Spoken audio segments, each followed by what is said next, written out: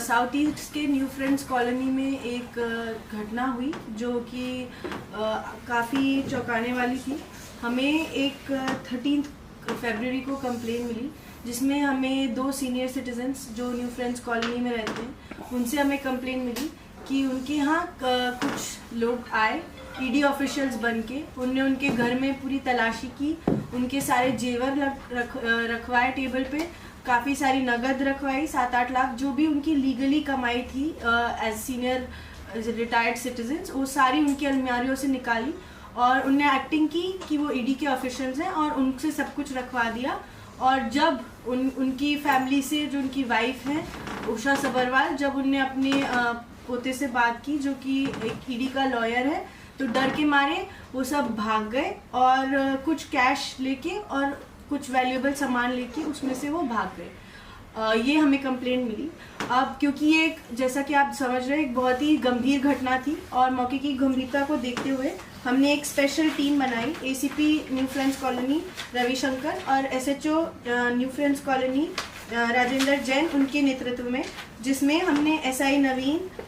WSI Priyanka, head constable Khemchand, head constable Suresh और constable Shankar Lal को रखा। जब हमारी टीम ने इसकी तहकीकात शुरू की तो सबसे पहले हमें एक बलिनो गाड़ी मिली जिसको हमने फॉलो करना शुरू किया। सराय काले खां से लेकर हमने जब उसकी पूरी सीसीटीवी की ट्रेल बनाई, लगभग हमारी टीम ने 350 कैमरा सीसीटीवी के चेक किए और जब वो ट्रेल बनाते हुए गए तो वो ट्रेल और सारा फुटेज जब कंबाइन किया तो हम सेक्टर 4 वैशाली पे पहुंचे। और सेक्टर 4 वैशाली पे जब हमने ये सब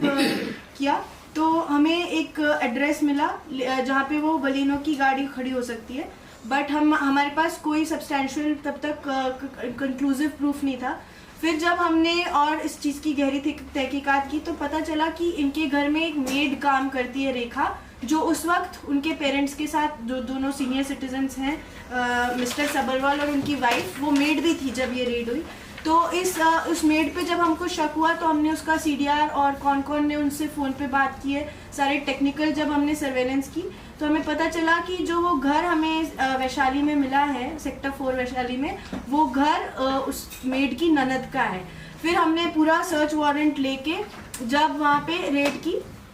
उस टाइम पे हमें इस लड़की के घर से, जो उसकी मेड की ननद है जिसका नाम है पूजा राजपूत, उसके घर से हमें काफ़ी चीज़ें बरामद हुई। एक हमें यूनिफॉर्म बरामद हुई डिप्टी कमांडेंट की, एक हमें फेक ID कार्ड बरामद हुआ ITBP के डिप्टी कमांडेंट का, एक वायरलेस बॉक्स बरामद हुआ जो कि फेक वायरलेस सेट का काम करे और डराने के लिए धमकाने के लिए यूज़ किया जाता है। एक हमें पिस्टल बरामद हुई जो कि एक लाइसेंस पिस्टल थी लेकिन वो एक्सपायर हो चुकी थी 2019 में, तो अब it was no more a licensed weapon. और हमें कुछ ज्वेलरी बरामद हुई। और जब हमने हमारी